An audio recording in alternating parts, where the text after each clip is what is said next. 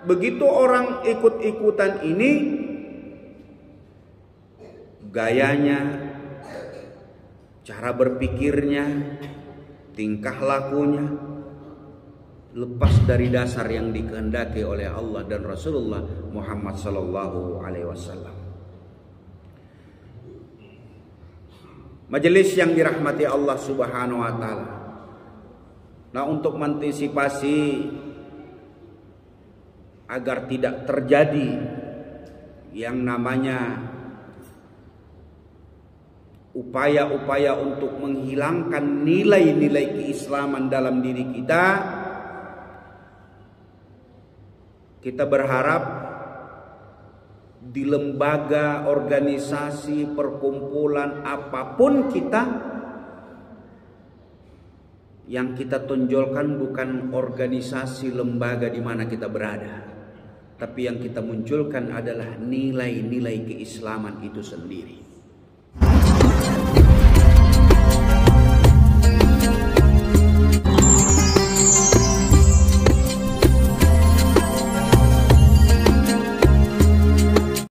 Assalamualaikum warahmatullahi wabarakatuh. Alhamdulillahillazi arsala rasulahu bil huda wa dinil haq liyudhhirahu 'ala ad-dini kullih wa kafa billahi shahida. Asyhadu an la ilaha illallah wahdahu la syarika lahu wa asyhadu anna Muhammadan abduhu wa rasuluh la nabiyya ba'da. Allahumma salli ala Muhammadin wa ala alihi washabihi wa mawala amma ba'd. Qala Allah ta'ala fi kitabil karim, a'udzu billahi minasy syaithanir rajim. Ya ayyuhallazina amanu taqullaha haqqa tuqatih wa la tamutunna illa wa antum muslimun. Bapak Ibu hadirin jamaah salat subuh yang insya Allah sama-sama dirahmati Allah Subhanahu wa ta'ala.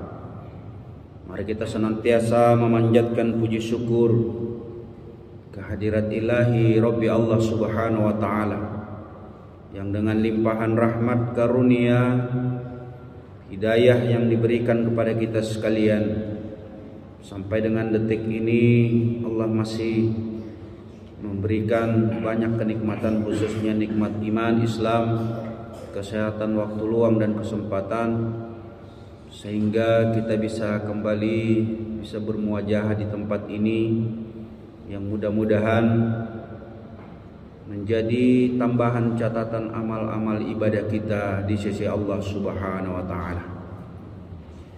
Salawat dan salam kepada Rasulullah semoga selalu tersampaikan kepada junjungan kita Nabiullah Muhammad sallallahu alaihi wasallam, berkat perjuangannya, pengorbanannya, mujahadahnya Islam sampai kepada kita sekalian. Majelis yang dirahmati Allah Subhanahu wa taala, sering kita mendengar istilah tentang gauzul fikr, atau dalam bahasa mudah kita perang pemikiran. Di saat-saat seperti ini, perang fisik walaupun itu bisa terjadi, tapi dengan jumlah yang banyak umat Islam ini, maka akan kemungkinan itu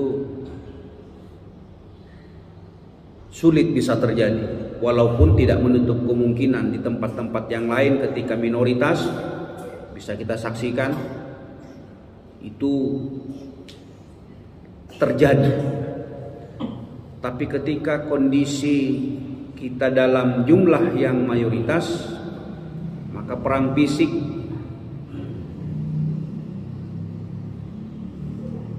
sulit untuk bisa terjadi. justru perang yang tidak terlihat dan tidak nampak dengan kasat mata, itulah yang sudah terjadi di tengah-tengah kehidupan kita saat ini. Disebutlah dengan perang pemikiran. Kesadaran terhadap adanya musuh membuat kita semakin peka terhadap apa yang terjadi, sehingga dengan kita tahu dan sadar betul musuh yang ada di depan kita, maka kita berupaya untuk mengantisipasi atau berupaya sekuat tenaga jangan sampai bisa mencelakakan diri dan kehidupan kita. Nah, pada saat ini kita sering mendengar tentang Ghazul Fikri, perang pemikiran, yakni suatu inovasi pemikiran atau satu gerakan yang sangat hebat dalam persoalan pemikiran.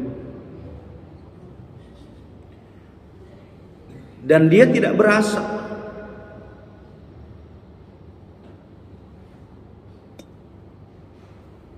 Dia pelan-pelan masuk ke dalam mindset kita, cara berpikir kita, cara pandang kita. Jadi orang-orang yang melakukan serang pemikiran kepada kita ini sudah sekian lama dan sekian hebatnya melakukan. Tetapi anehnya, kita yang diserang, kita yang menjadi objek, kita yang menjadi tujuan, kita yang menjadi sasaran, tenang saja. Karena memang tidak berasa. Nah, mudah-mudahan lewat kajian kita ini sama-sama untuk kita berbagi. Perang pemikiran ini menyangkut berbagai aspek kehidupan manusia. Tidak hanya mengenai ilmu pengetahuan, tapi juga seluruh dimensi kehidupan kita yang diawali dengan pemikiran itu sendiri. Terutama persepsi yang seringkali kita munculkan, sering kita dengar dari orang-orang, itu jelas merupakan bagian dari proses yang sedang digarap dalam proses Al-Ghazul Fikri ini. Kita lihat keadaan kita umat Islam saat ini. Penting bagi kita untuk melihat bagaimana sebenarnya kondisi kita umat Islam. Banyak sekali kemunduran-kemunduran,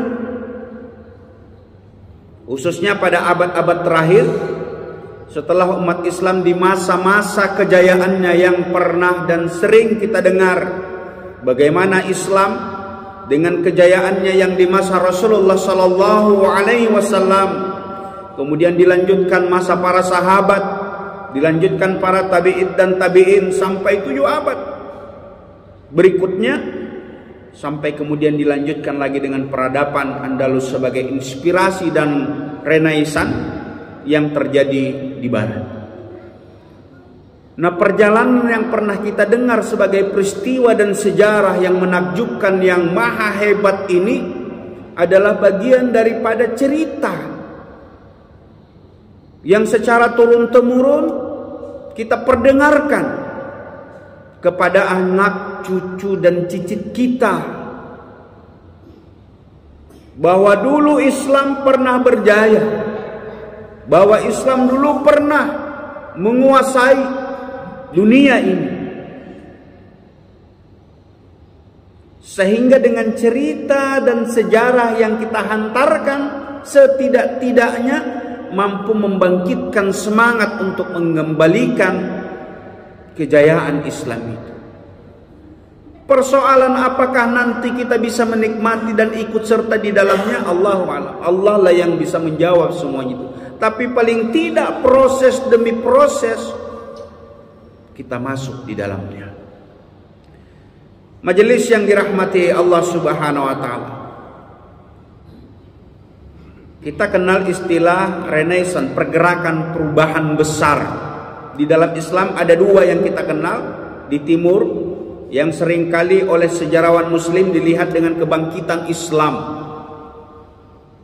peradaban dan ilmu pengetahuan.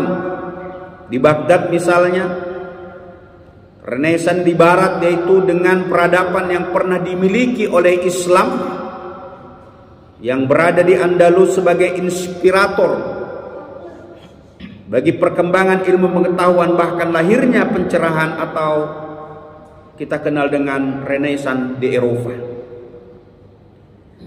Nah, jika kita melihat keadaan dan kehebatan umat Islam saat itu, lalu kemudian kita pertanyakan, mengapa umat Islam ini justru anti klimaks yang sangat merugikan umat Islam itu sendiri?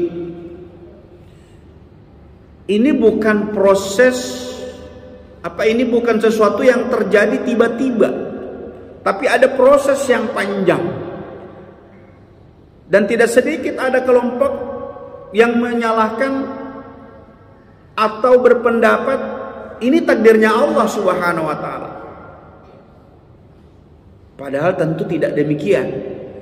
Kemunduran, kebodohan, kejahiliaan, ketidakmampuan kita sebagai manusia bukan takdir Allah Subhanahu wa taala. Tapi di mana proses kita tidak jalani, proses yang tidak ada upaya dan ikhtiar untuk berupaya mengembalikan kejayaan umat Islam itu yang belum kita lakukan. Berapa banyak umat Islam atau saudara-saudara kita yang mengaku umat Islam, tapi begitu kita jujur mengakui, dari 1000 umat Islam, adakah 500 yang membaca Al-Quran? Belum tentu. Dari 1000 kita ambil 1/2-nya saja. Padahal Al-Quran, kata Rasulullah, sebagai wasiat, sebagai rujukan, sebagai pedoman, sebagai pegangan, sebagai kompas, GPS kita hari ini, yang dibawa oleh Rasulullah sampai dengan detik ini. Bagaimana kita melangkah, bagaimana kita beraktivitas, bagaimana kita secara individu, berkeluarga, bermasyarakat, bahkan bangsa dan negara. Inilah pijakan dan pedoman yang diwasiatkan oleh Allah melalui Rasulullah Muhammad SAW. Dari 1000 saja sebagai permisalan. Kalau ada yang membaca 500 orang, itu sesuatu yang sangat luar biasa. Kemudian dari 500 ada ke 250 yang dia membaca lalu kemudian dia pahami dan maknai. Ya, kita hari ini alhamdulillah mungkin sudah membaca. Baca aja. Yang penting target kita 1 lembar, 2 lembar. Tidak bisa 1-2 lembar dalam sehari, 1-2 juz. Tapi baru hanya sebatas kita memiliki target itu. Alhamdulillah. Ada interaksi kita dengan Al-Quran. Dari 500 kemudian dia baca, 250 dia memahami. Maka dari 250 ini 125 kita bagi 2 lagi dari 250 itu. Yang dia telah memahami, dia telah kaji, dia telah paham, lalu kemudian dia berupaya untuk mengimplementasikan dalam kehidupan kesehariannya. Bagaimana Al-Quran memberikan keteladanan, bagaimana Al-Quran menjadikan kompas, bagaimana Al-Quran membimbing kehidupan kita. Itulah kira-kira gambaran dari umat yang 1000 hanya menjadi 125. Sehingga apa yang terjadi dengan kita hari ini, kita mayoritas tapi tidak mampu melakukan yang lebih besar, lebih kuat untuk membangunkan umat ini dari tidur panjangnya. Majelis yang dirahmati Allah Subhanahu wa taala. Ada beberapa faktor yang kita coba lihat. Yang pertama, faktor internal.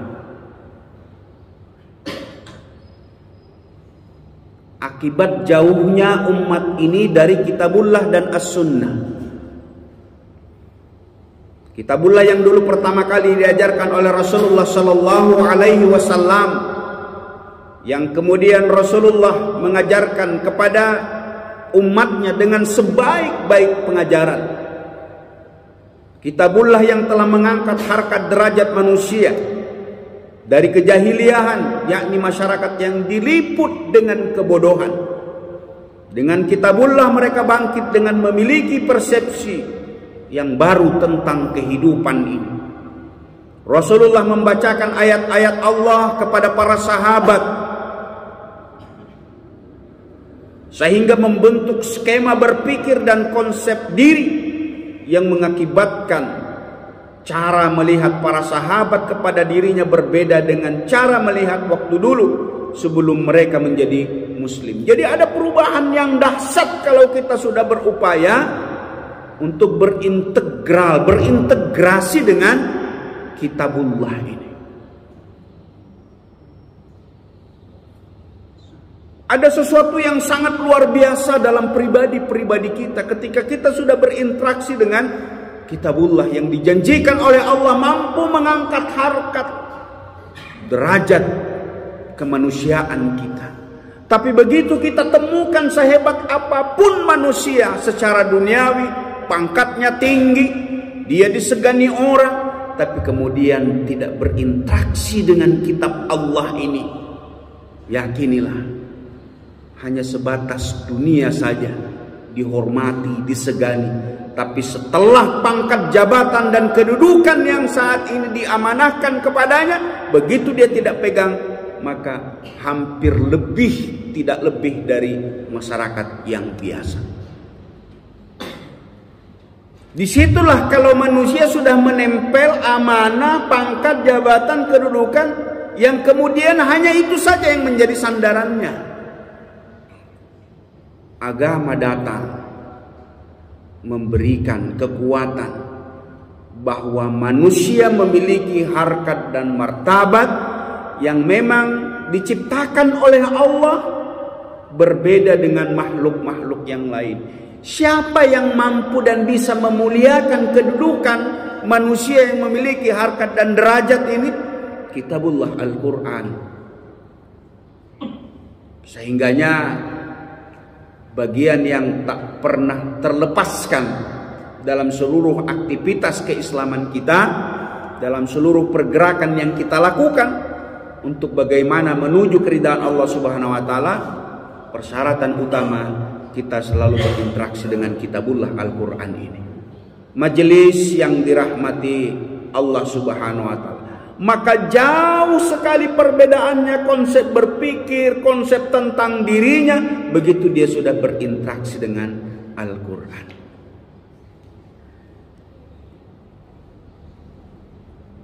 Majelis yang dirahmati Allah Subhanahu wa taala, jauhnya umat Islam ini dari kitabullah dan sunnah Rasulnya merupakan salah satu yang mengibatkan umat Islam ini mempunyai konsep diri yang buruk sekali.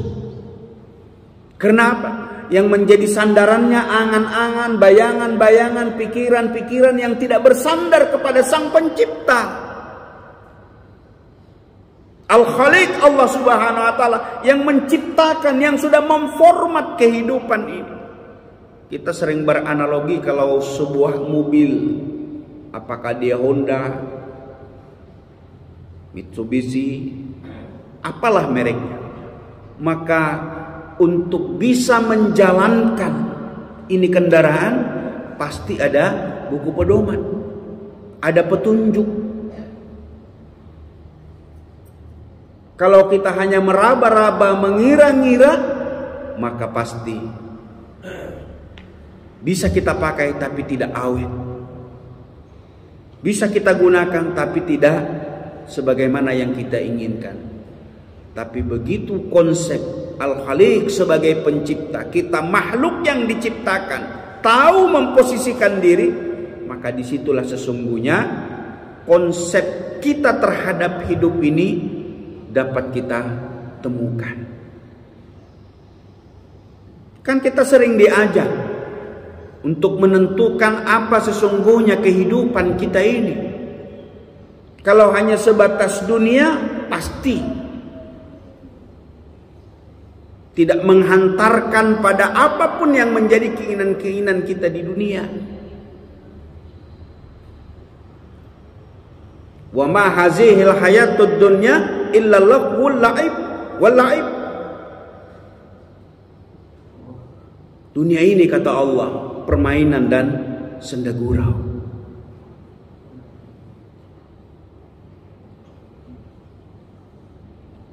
Jadi kalau Allah sudah mengatakan hidup ini hanyalah permain dan senda gurau, maka kita sudah disiapkan panggung untuk bermain, untuk bersandiwara.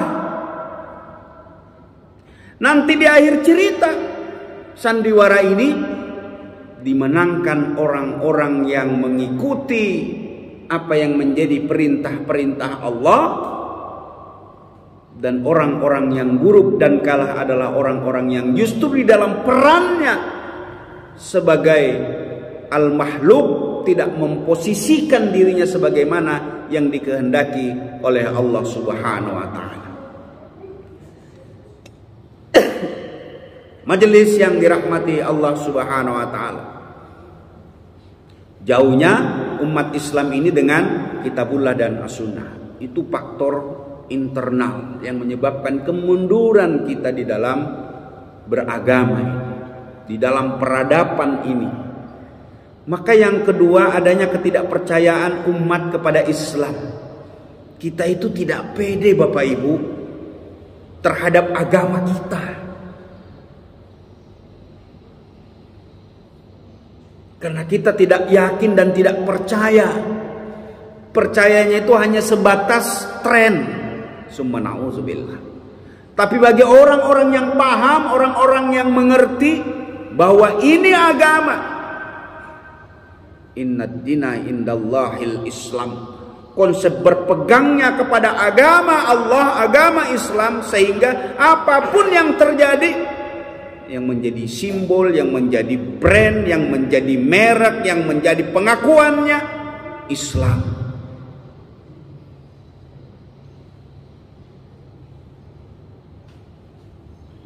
Kalau sudah bicara tentang ketaatan kepada Allah Subhanahu wa taala dengan simbol-simbol yang menjadi brand kita, kita masih kurang pede.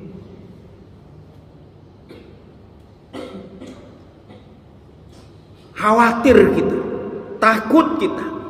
Jadi cemoohan, jadi omongan, jadi pembicaraan. Itulah yang menyebabkan surut semangat kita untuk melakukan itu. Padahal kita diajarkan tentang wa ma umiru illa liya'budun.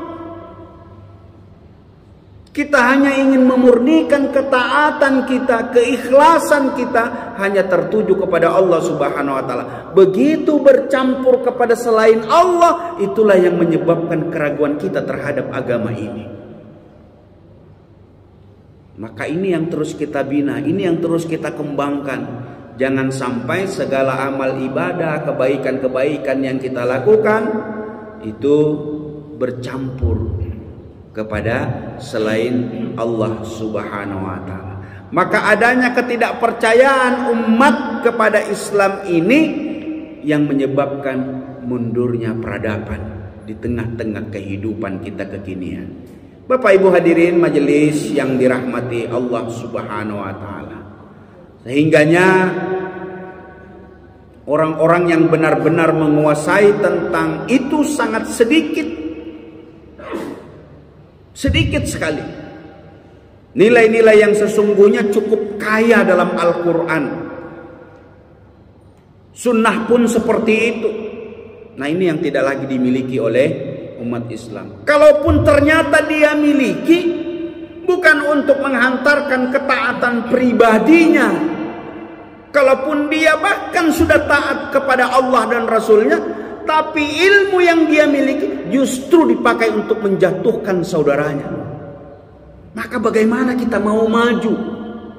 Dia dengan segala upaya, dengan segala usahanya untuk memperbanyak hasanah keilmuannya, dengan segala kemantapan yang dia miliki, bukan untuk bagaimana Islam ini bangkit dan berkembang bersatu padu supaya menjadi kuat, tapi justru dia gunakan untuk menjatuhkan, menyudutkan saudaranya seagama. Maka disitulah sesungguhnya yang menyebabkan kita ini mundur dari peradaban Islam yang dikehendaki oleh Allah Subhanahu wa ta'ala. Majelis yang dirahmati Allah, lalu kemudian ada kelompok yang kita kenal dengan taklid, ikut-ikutan.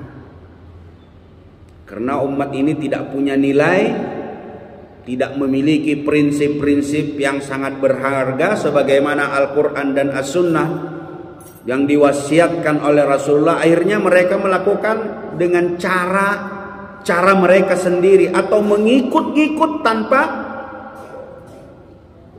dasar. Nah, kita bersyukur dengan adanya kajian, dengan adanya majelis, sekurang-kurangnya kita tahu apa yang kita kerjakan, kita mengerti apa yang kita lakukan. Tidak hanya sebatas kita taklid atau ikut-ikutan orang lain. Nah, akibatnya begitu orang ikut-ikutan ini, gayanya, cara berpikirnya, tingkah lakunya lepas dari dasar yang dikehendaki oleh Allah dan Rasulullah Muhammad sallallahu alaihi wasallam. Majelis yang dirahmati Allah Subhanahu wa ta'ala. Nah, untuk mengantisipasi agar tidak terjadi yang namanya upaya-upaya untuk menghilangkan nilai-nilai keislaman dalam diri kita, kita berharap di lembaga, organisasi, perkumpulan apapun kita, yang kita tonjolkan bukan organisasi lembaga di mana kita berada, tapi yang kita munculkan adalah nilai-nilai keislaman itu sendiri. Nah, kita kan terbalik. Justru yang dimunculkan itu lembaga di mana kita berada. Jangan, karena ini akan memunculkan asobiyah, bangga terhadap apa yang kita miliki.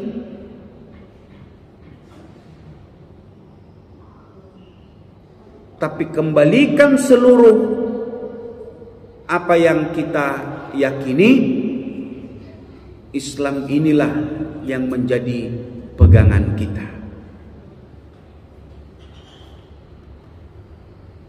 Majelis yang dirahmati Allah Subhanahu wa ta'ala. Lalu kemudian selain faktor internal, tidak kalah pentingnya adalah faktor eksternal. Apa saja itu?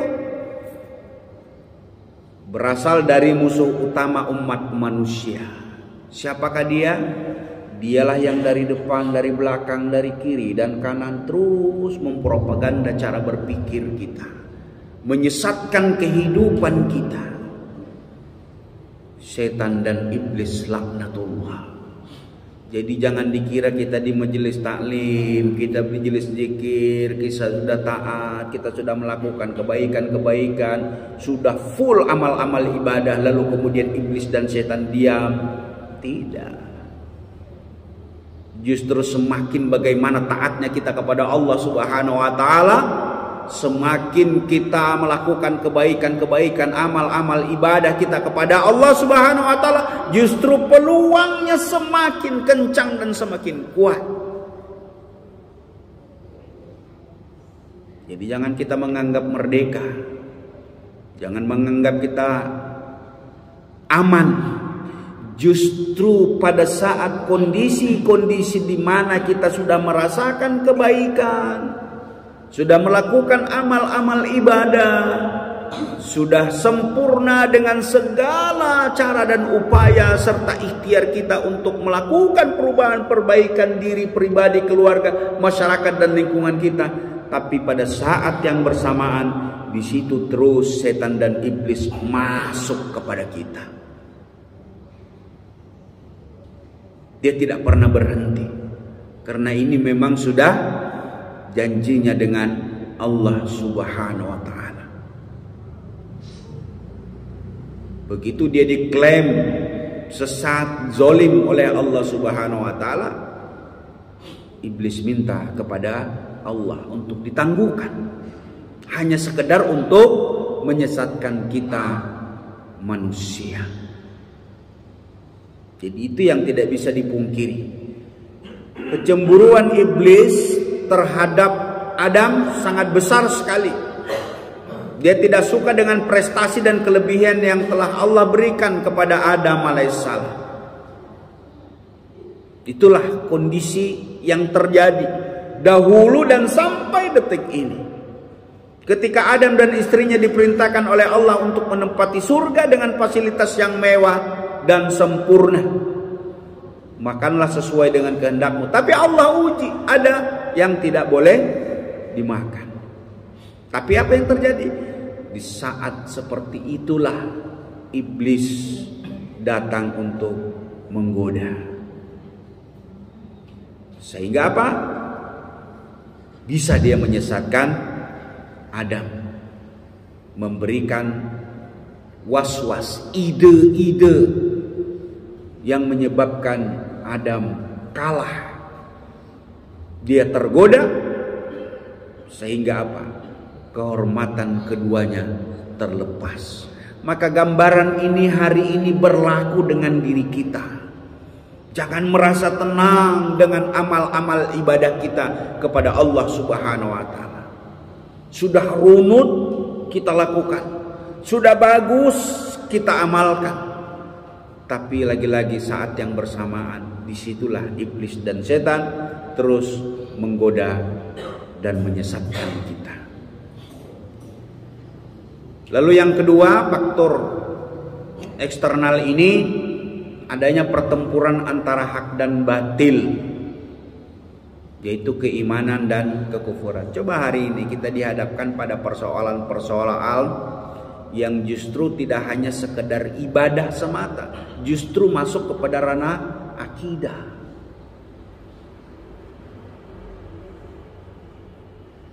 Kalau mungkin persoalan-persoalan ibadah yang masih bisa ditoleransi, tapi begitu masuk kepada ranah akidah, ini berbahaya. Begitu kita memberikan kelonggaran masuk kepada ranah akidah, apa akibatnya?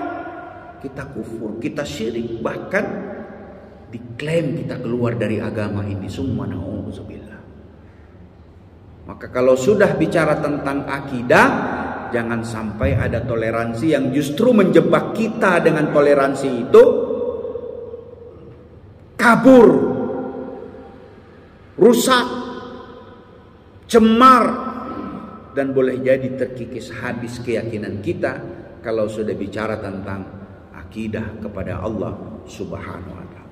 Nah, musuh-musuh Islam ini menggunakan berbagai macam cara.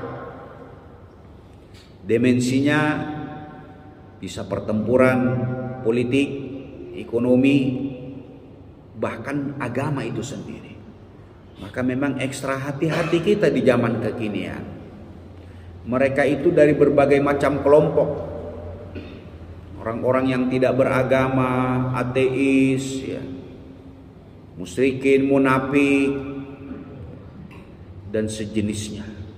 Nah, ini pertempuran antara yang hak dengan yang batil, kemudian keimanan dan kekufuran, yang kalau tidak dengan kehati-hatian kita itu akan mengkaburkan nilai, sehingga apa? Mudah kita tergoyahkan.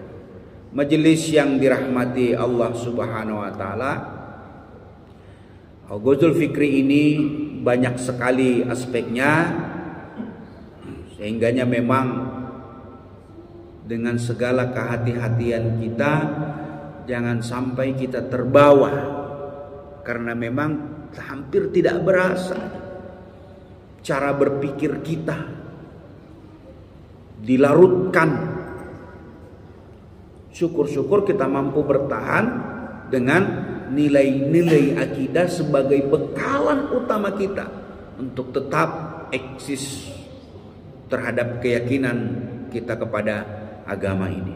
Mudah-mudahan hadirin majelis yang dirahmati Allah Subhanahu wa taala, dari perjalanan yang kita lakukan, dari seluruh proses yang kita alami ini mampu memberikan kekuatan lahir dan batin bagaimana kita